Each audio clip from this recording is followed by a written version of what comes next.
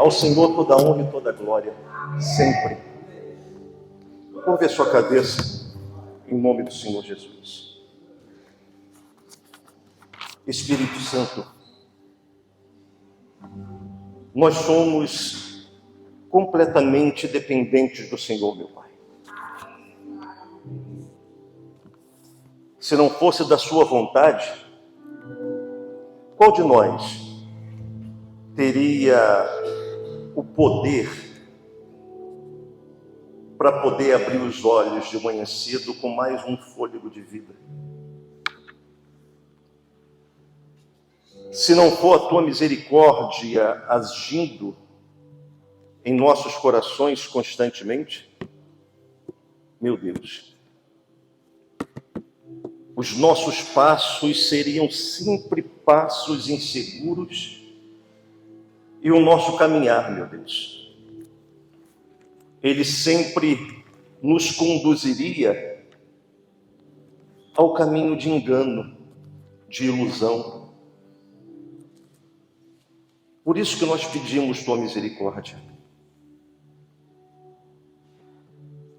Há caminhos que aos olhos do homem parecem ser corretos, mas não são diante aos seus olhos.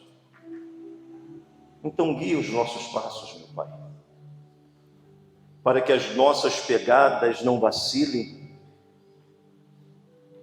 e para que, por mais que andemos num ambiente de densas trevas, como diz as Escrituras, a luz do Senhor brilhe como a aurora ao amanhecer, meu Pai. Tende misericórdia de nós. Nós precisamos de uma direção, meu Deus. Nós precisamos, meu Pai, de uma mensagem que não seja comum. Que cada uma dessas pessoas que estão aqui, participando diretamente deste momento de reflexão sobre a tua palavra, ou aquelas que em algum momento, onde quer que elas estejam, tomem conhecimento desta mensagem, que sejam alimentadas e impactadas com a transformação de suas vidas. Pai, importa que o Senhor cresça a cada instante e que nós venhamos diminuir, porque um lugar mais alto que qualquer ser humano possa e deva querer estar é aos teus pés, meu Pai. Abençoe tudo que nós fizermos nesta manhã. Tudo. E abençoe a Igreja Conectar, para que através dela a autoridade do nome do Senhor Jesus e o poder do Espírito Santo transforme vidas e as salve para o teu reino. E a igreja que concorda, diga amém. Graças a Deus. Para Jesus. Louvado seja Deus. É sempre um prazer estarmos aqui, gente. É a forma como nós fomos acolhidos por vocês. Amém? O estar sobre um altar não é tão importante quanto o estar na presença de Deus. Porque tem gente que está sobre o altar e se esquece de estar na presença de Deus. E vocês que estão aqui nessa manhã, estão aqui conosco, devem refletir sobre uma questão.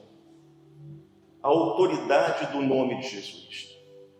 Nós vamos, Ingrid, falar um pouquinho, bem rapidamente, no livro de Mateus, capítulo 7, versículo 29, 28 e 29, Marcos, capítulo 1, versículo 22, a gente vai passear na Bíblia.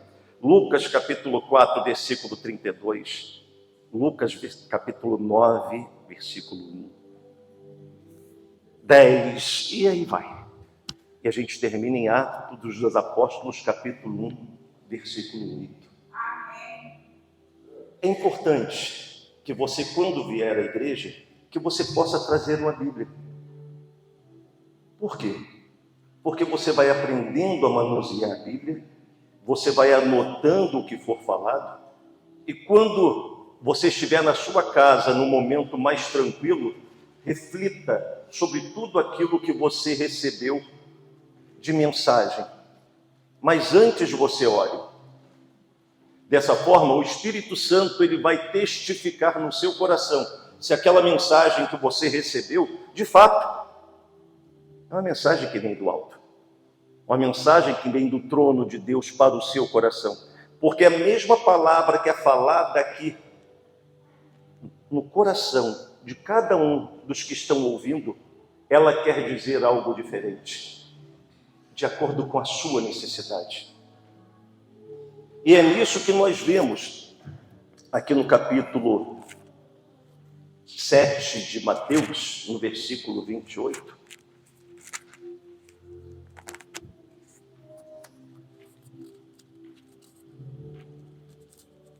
Capítulo 7, versículo 28. Está aqui.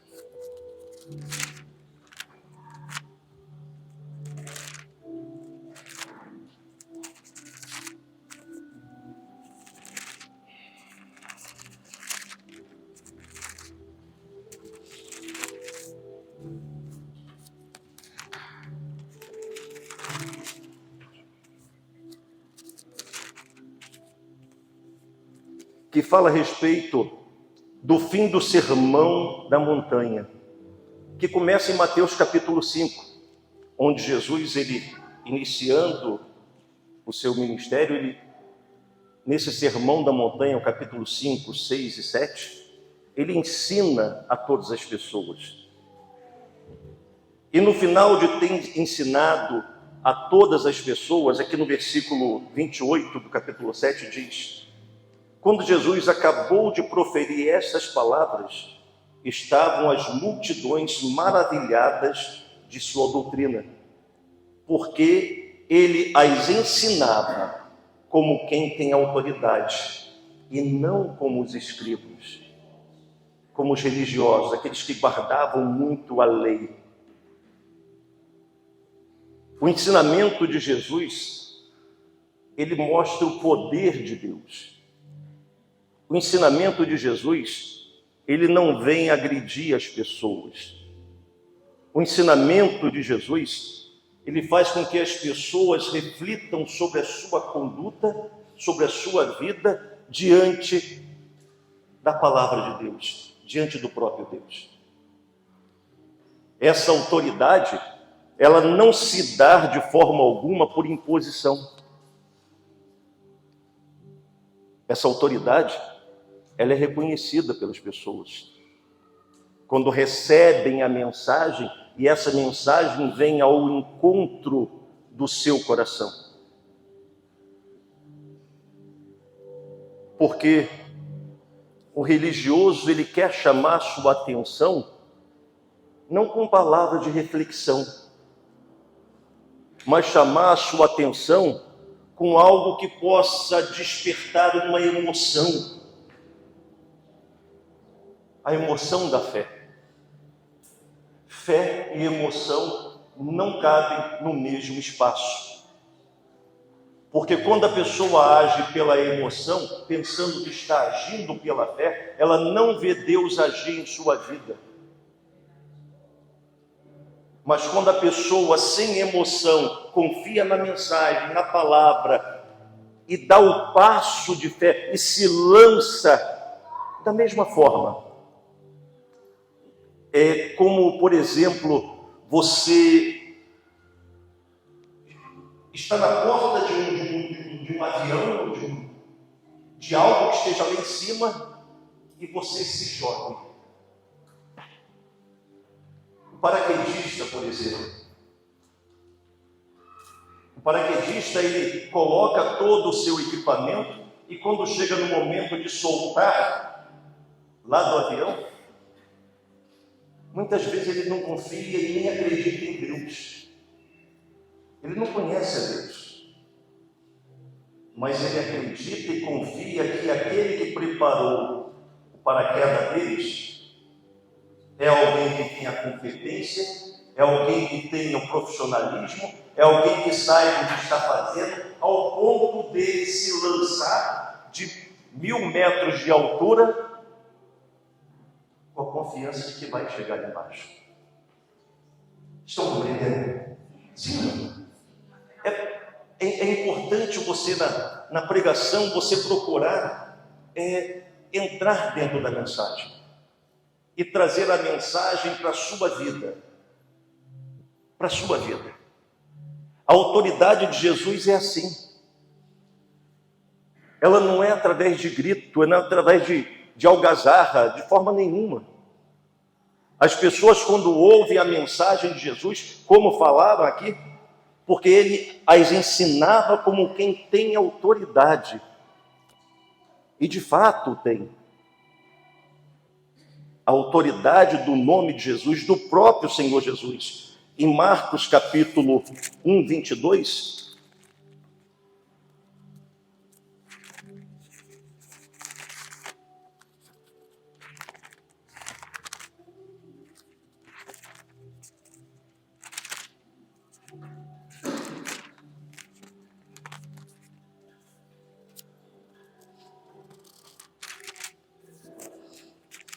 as páginas da Bíblia são bem fininhas, né? E dá uma dificuldade danada para poder passar. Aqui.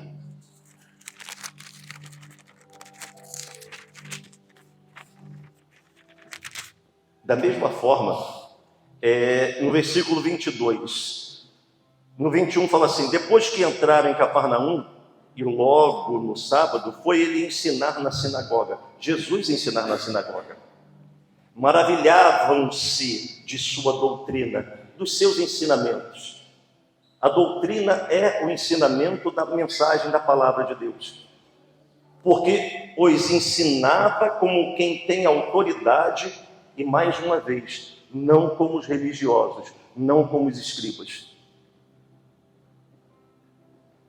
Os religiosos, eles têm a intenção, ou tinham a intenção, de fazer as pessoas seguirem a lei de Moisés, os 10 mandamentos e todos os ensinamentos de Moisés.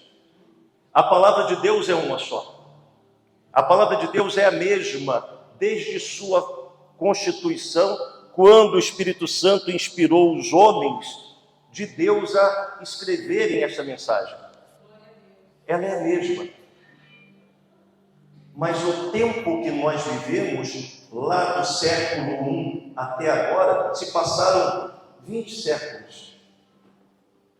Será que a sociedade é hoje da mesma forma que era há 2000 anos atrás? Mudou completamente. O trato entre as pessoas, o trato entre o homem e a mulher, o trato com as pessoas no que diz respeito à escravidão. Lá atrás, naquela época, era comum terem escravos. Quem ganhava as batalhas escravizava aqueles que perdiam. Os tempos são outros. Então, quando você ouve a mensagem, você lê a mensagem, você tem que refletir na mensagem de acordo com os dias atuais que você está vivendo, para que o Espírito Santo possa falar ao seu coração. Quando Jesus ele reuniu os 12 discípulos, aqui no livro de Mateus capítulo 10,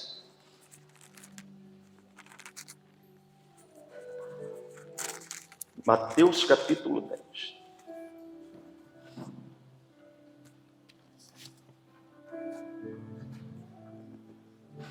No versículo 1. Tendo chamado os 12 discípulos, deu-lhe Jesus autoridade sobre espíritos imundos para os expelir e para curar toda sorte de doenças e enfermidades. A autoridade que Jesus deu, autoridade espiritual, aos seus discípulos, não transformou a vida desses discípulos. O que transforma a vida dos discípulos não é ter a autoridade do nome de Jesus. O que transforma a vida das pessoas não é conhecer a palavra de Deus e o poder de Deus. O que transforma a vida das pessoas, nós vamos ler mais adiante, é quando ela recebe o Espírito Santo em sua vida. Se a pessoa está na igreja há 1, 10, 30 anos, mas ela não teve o Espírito Santo, se ela não teve o batismo, ela não teve a experiência com o Espírito Santo, não houve nela uma transformação.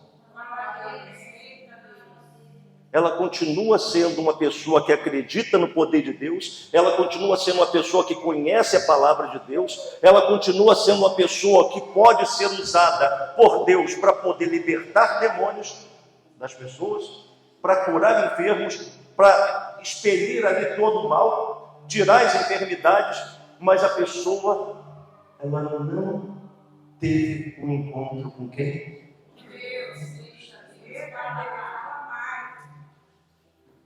Qual é o exemplo disso, Vinícius, que se dá? É simples? Quem foi Pedro?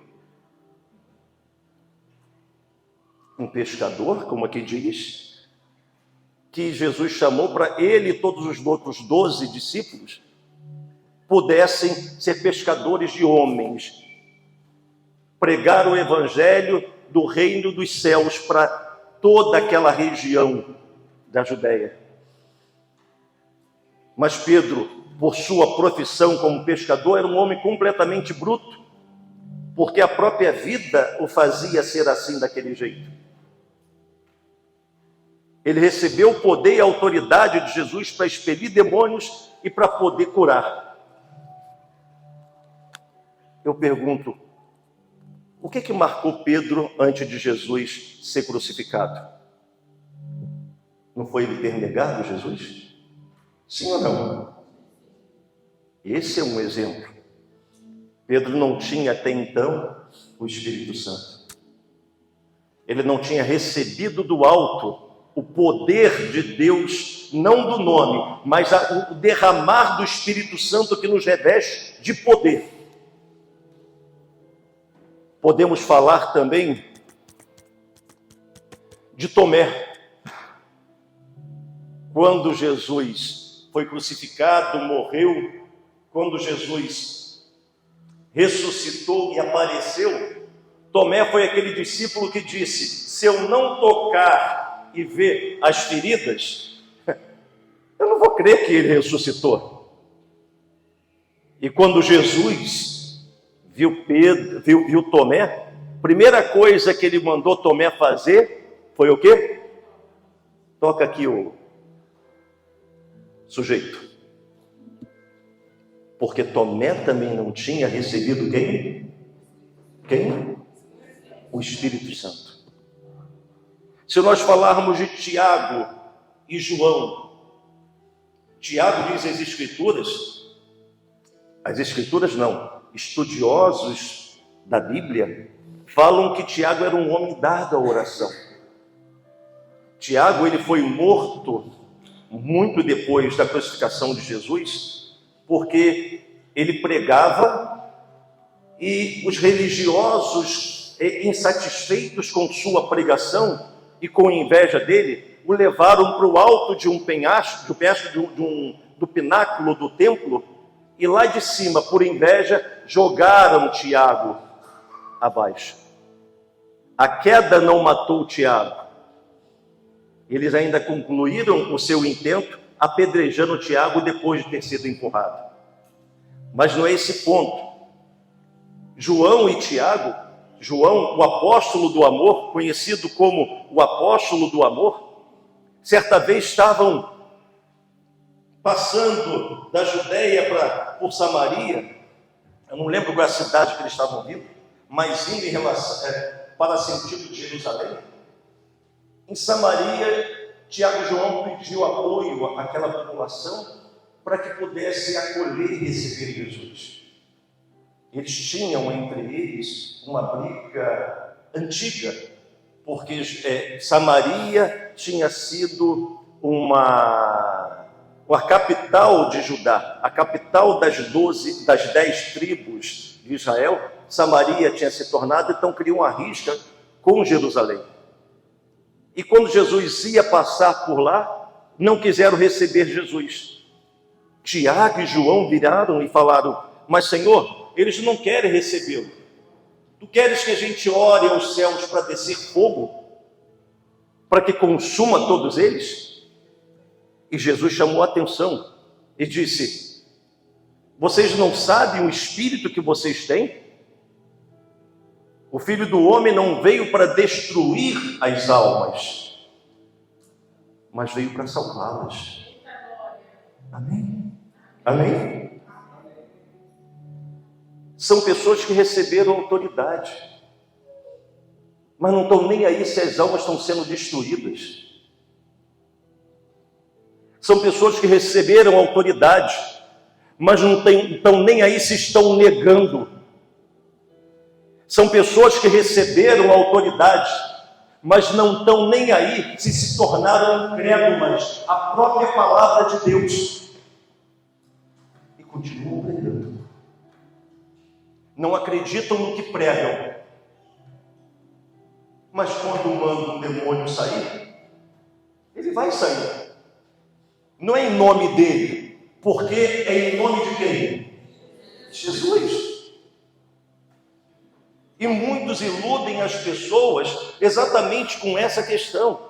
Isso é porque eu não falei de Judas Iscariotes, que era um dos 12, que recebeu também a mesma autoridade do nome de Jesus para poder curar e libertar.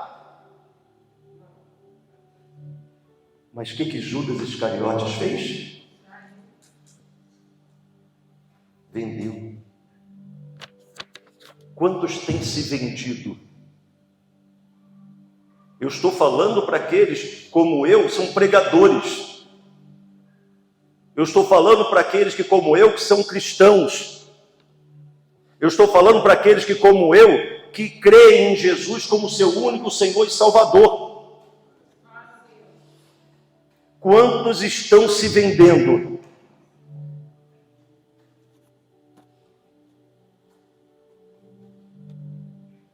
A autoridade que Deus quer que nós tenhamos não é só a do nome de Jesus,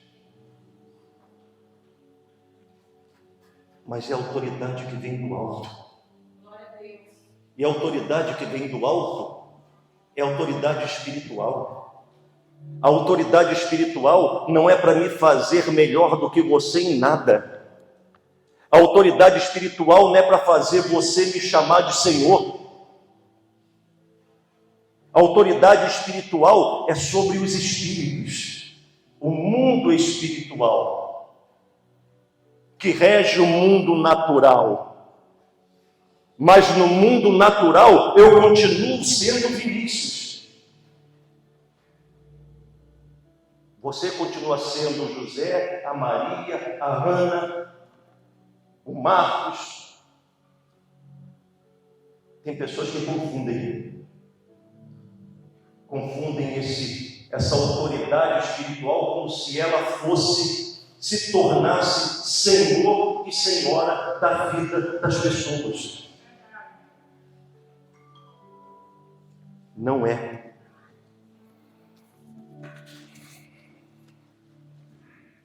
A palavra de Deus tem sido levada por muitos.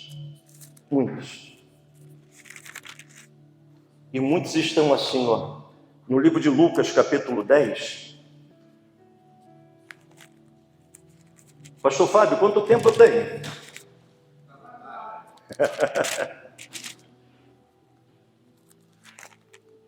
Lucas capítulo 10. Aqui. Eu acho muito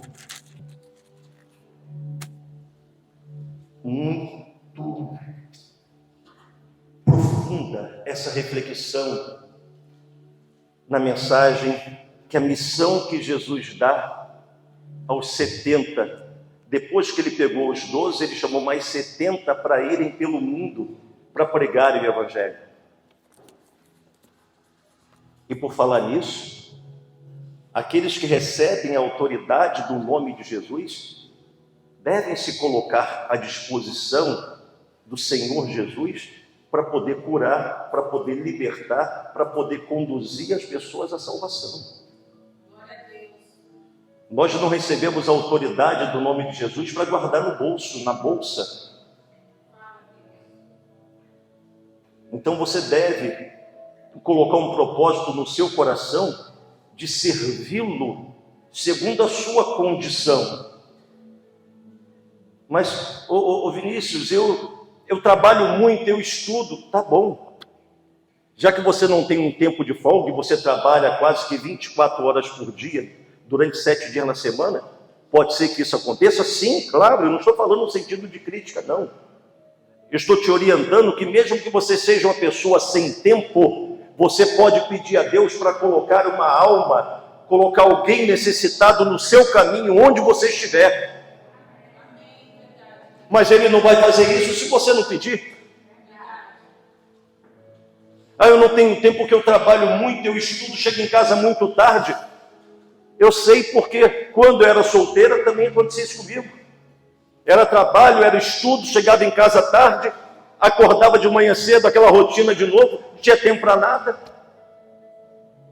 Mas quando pedia a Deus, Deus, coloca alguém no meu caminho que esteja com sede do Senhor, que queira te conhecer, Ele sempre colocava no caminho, no trabalho, na condução, na escola, alguém necessitado.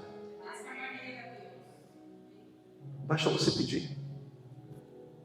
A missão dos 12, dos 70. Depois disso, Lucas capítulo 10. O Senhor designou outros 70 e os enviou de 2 em 2 para que o precedesse em cada cidade e lugar onde ele estava para ir. Então vocês vão na frente e vai levando e vai preparando as pessoas que eu vou chegar. Vou chegar dando a elas a cura, a libertação e a salvação. A cura, a libertação e a salvação. Prepara esse caminho. Bacana, saiu todo mundo, saiu 70, foram embora. Daqui a pouco eles voltam. Já no versículo 17 de Lucas, capítulo 10, versículo 17, eles voltam todos eufóricos. Falou, Senhor, olha, vibrando, porque uns viram os demônios se submeterem a eles em nome de Jesus. O demônio fica de joelho. Viram a cura acontecer, a cura das doenças, a cura das enfermidades.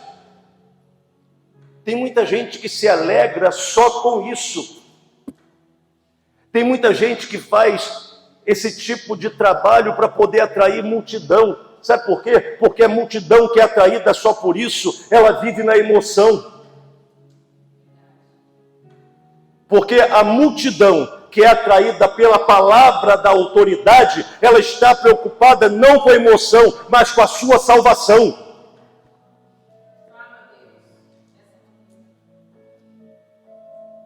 É para refletir, não tem jeito.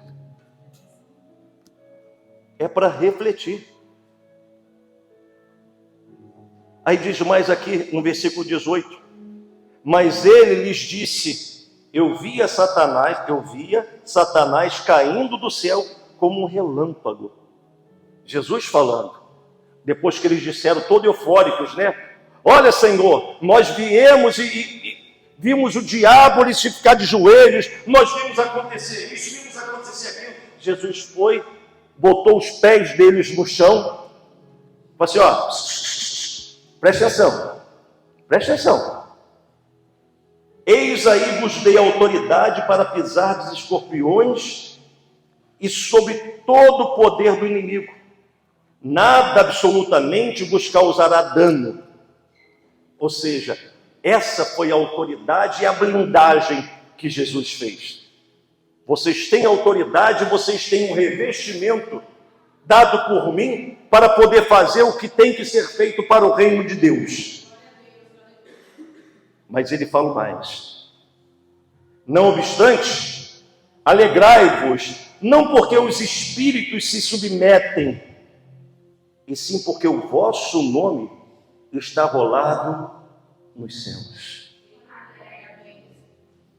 A interpretação que o Espírito Santo ele trouxe para mim desse versículo é a seguinte, eu compartilho com vocês. As pessoas às vezes ficam alegres, como eu falei, tem que se alegrar na casa do Senhor? Sim.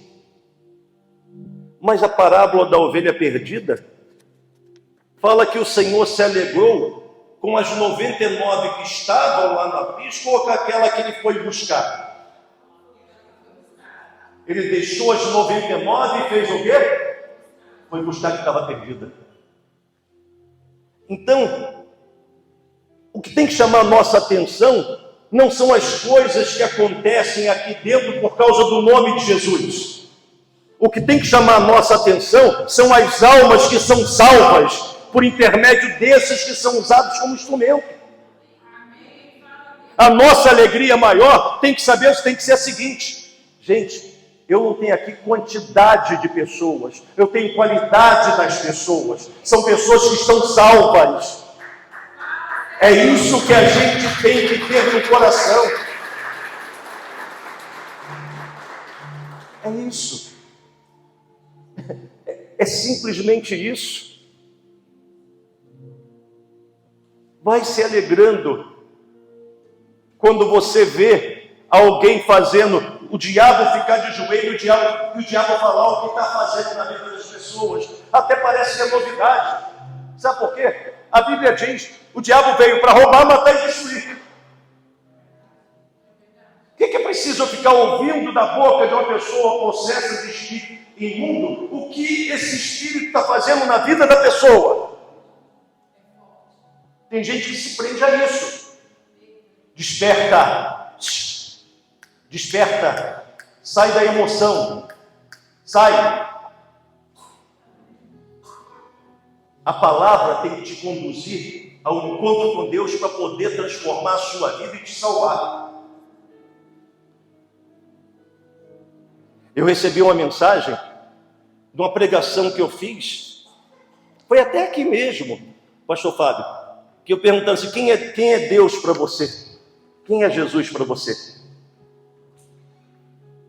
Recebi uma mensagem que uma pessoa que vivia nos vícios, ela ouvindo depois pelas redes sociais, ela teve um encontro com Deus após aquela pregação, para a glória de Deus.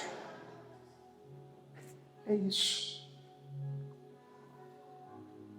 Eu coloco essas pregações na minha rede social. Aos domingos de manhã cedo eu coloco. Certa vez conversando com um dos meus assessores que cuida dessa questão de rede social, eu falei assim, mas deputado, não seria bom a gente mudar um pouco, já que não está tendo tanto engajamento nas mensagens que são colocadas?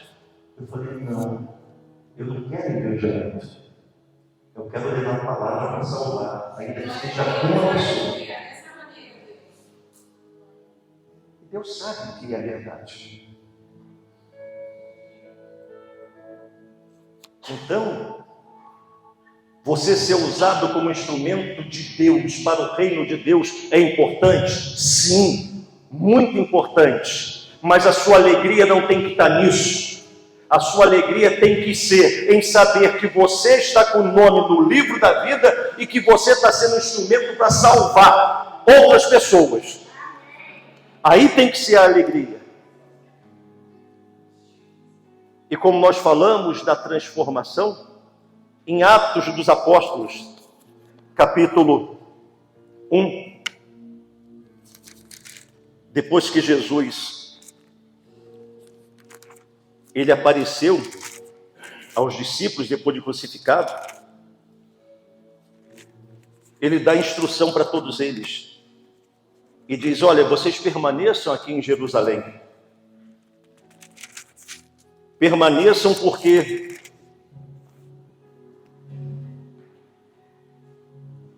o Pai vai enviar o Consolador. Enquanto Jesus estava conosco, não tinha necessidade do Espírito Santo. Mas a partir do momento que Jesus, ele foi crucificado, ele morreu pelos meus pecados e pelos seus pecados, nos perdoou de todos os pecados, o próprio Senhor, o que ele fez? Ele disse para eles: olha, nós vamos permanecer, nós que eu digo eles, vocês vão permanecer em Jerusalém até que do alto seja derramado o Consolador. E no versículo 8 diz assim, de Atos dos Apóstolos, capítulo 1: mas recebereis poder ao descer sobre vós o Espírito Santo, e sereis minhas testemunhas, tanto em Jerusalém, como em toda a Judéia e Samaria, e até os confins da terra. Recebereis poder. Poder que vem do alto. O poder que ninguém pode tirar de você.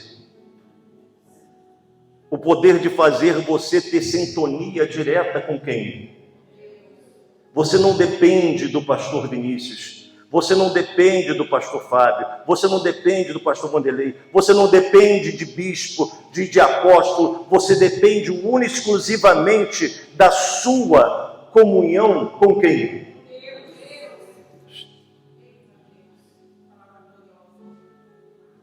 Só depende disso. Para ser testemunha, você tem que conhecer. Num processo jurídico, por exemplo, trabalhista, vamos dizer assim, a pessoa que ela te coloca como testemunha, ela acredita que você conhece todos os fatos que estão sendo alegados ali. Por isso que você vai testemunhar a favor dela. Sim, conhecer. Como é que a pessoa pode ser testemunha de Jesus sem conhecê-lo?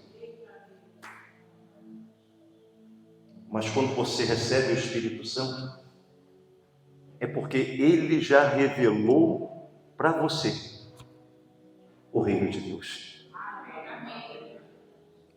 Para você ir por esse mundo afora, salvando almas. Nós vamos fazer uma oração, mas uma oração diferente. Nós estamos no Outubro Rosa, né? Gostaram da minha camisa rosa? Eu gostei dessa camisa rosa, eu gosto dela. Hoje, quando o pastor Fábio falou: olha, nós vamos fazer uma oração finalizando basicamente a semana do Outubro Rosa. Porque eu também sou enganjado nisso, nessa conscientização. E a conscientização, como essa palavra, ela vem na autoridade. A autoridade não de impor, a autoridade de você fazer as pessoas refletirem. Mulheres, se cuidem. Se cuidem. Nós, no nosso programa, no nosso podcast, que toda segunda-feira nós realizamos, né, o Você Pode Mais, segunda-feira, 19 horas, nós temos levado especialistas. E amanhã, né, Eli? Amanhã que nós vamos ter o doutor Fábio, doutor Júlio. Amanhã nós vamos ter o doutor Júlio, que ele vai falar exatamente sobre o HPV e sobre as consequências do HPV, principalmente na questão do câncer de colo do útero. E ele falou assim: é uma doença que não era para existir, porque é algo que pode ser prevenido. E as pessoas não se atentam para isso. O poder público não se atenta para isso.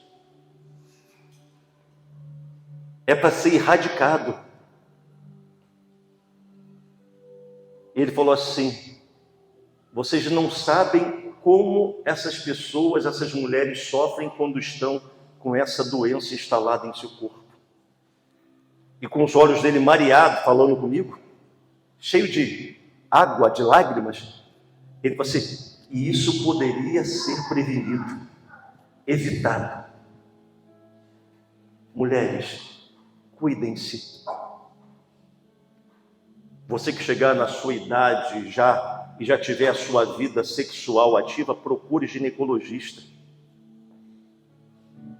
Tem a vacina que as jovens devem tomar contra o HPV, tanto menino quanto menina devem tomar sim essas vacinas. Porque quando você se vacina, você está protegendo o seu corpo desse vírus que existe. Mas quando se está vacinado, ele não consegue avançar. Então reflita sobre isso. Cuide-se. Tem a questão do exame da mama, do toque, para evitar também um câncer de mamas. Cuidem-se. Homens também têm que se cuidar. Novembro está chegando, outubro rosa, novembro azul está chegando. Eu faço todo ano o meu exame de toque retal. Todo ano. Sem preconceito. A sabedoria que vem de onde? Do alto. Amém, pessoal? Nós estamos nesse mundo sujeito a tudo. Mas tem coisas que nós podemos evitar. Então, parafraseando o que Jesus certamente dizia, ou diria, uma brincadeira à parte, ele deve falar assim: ó, me ajuda aí, pessoal. Né? Se cuida. Homem, faça a sua parte, mulher, faça a sua, porque o tempo de todo mundo vai chegar. Não antecipe o tempo de ninguém. O dia de nós partirmos desse mundo para ir, já está determinado por Ele. Não precisa você antecipar. Amém? Então a palavra de ordem é: cuide-se.